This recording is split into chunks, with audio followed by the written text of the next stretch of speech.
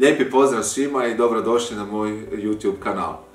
Ponovo pred sobom imam vruću robu. Kad kažem vruću robu, tada mislim na zaista nešto novo.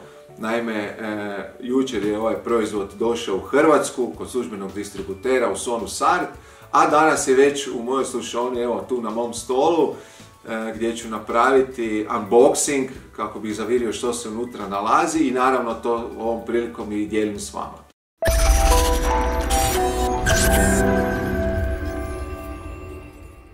Riječ je o najnovijem Bowers & Wilkins Zeppelin zvučniku, prijenosnom zvučniku, koji je prvi put ugledao svjetlo dana daleke 2006. godine. Kada kažem daleke, tada zaista mislim tako, jer u tehnološkom smislu 15 godina zaista predstavlja jedan duži period.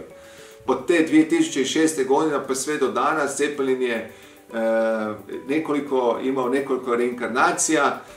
Izvorno je osmišljen kao iPod, iPhone docking station, kasnije se odlijepio od fiksnog mobilnog uređaja kao izvora zvuka, postao je bežična varijanta sa podrškom za AirPlay, kasnije wireless za Bluetooth i ostalu bežičnu povezivost. Izvorno je dolazio Zeppelin u jednoj boji, crnoj boji, kasnije su se pojavile tek kod treće generacije kod wireless varijante i bijela varijanta. Ovog puta se u startu Zeppelin isporučuje u crnoj i bijeloj boji. Ja bih ovog trenutka završio sa pričanjem i prionuo na posao. Dakle, pogledajmo što se nalazi u kutiji.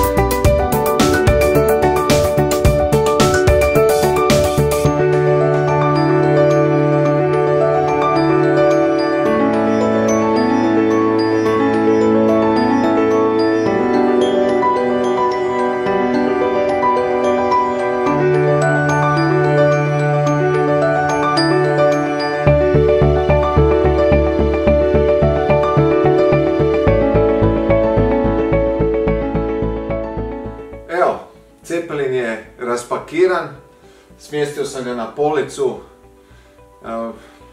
Kalix iz Ikee, vjerojatno svi koji imaju vinile prepoznaju u kakvom se komadu namještaja radi. Meni se čini kao idealna pozicija za smještaj i za slušanje. Naime, nemojmo se zavaravati, ovaj zvučnik možda ne djeluje ogromno veliko, ali je velikog zvuka. U njega je ugrađeni subwoofer. Dakle, ono što je bitno naglasiti da gdje god da će se nalaziti Zeppelin, gdje god da ćete ga smjestiti, bitno je da mu date prostora, da mu date zraka. Naime, ne zato da bi mogao poletiti kao originalni Zeppelin, nego da bi mogli imati što kvalitetniji zvuk. Kasnije, tijekom testiranja, ja ću ga preseliti na drugu poziciju. Biće to pozicija kao kad slušam klasičan stereo sustav, znači između dva zvučnika sjeću u sredinu i htjet ću u stvari se uvjeriti, vidjeti kako novi Zeppelin može rekreirati zvučnu pozornicu i kakvu stereo sliku može stvoriti. Za sad je to, da bi ga upogonio morat ću instalirati decidiranu aplikaciju. O kakvoj aplikaciji se radi, što se podržava, kako se upravlja Zeppelinom i konačno kakvog je novi Zeppelin zvuka, gledat ćete u sljedećem videu koji će ujedno biti i video recenzija. To bi bilo to za ovu priliku. Hvala svima koji ste ostali do kraja i pogledali ovaj video. Ako još niste, pretplatite se na YouTube kanal.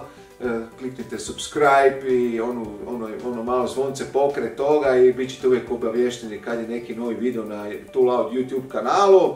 Naravno, ako vam se svidio video, slobodno stisnite like, komentirajte, pitajte. Vrlo rado ću svakome odgovoriti na neko pitanje vezano uz novi Zeppelin. Do sljedeće prilike, lijepi pozdrav i vidimo se!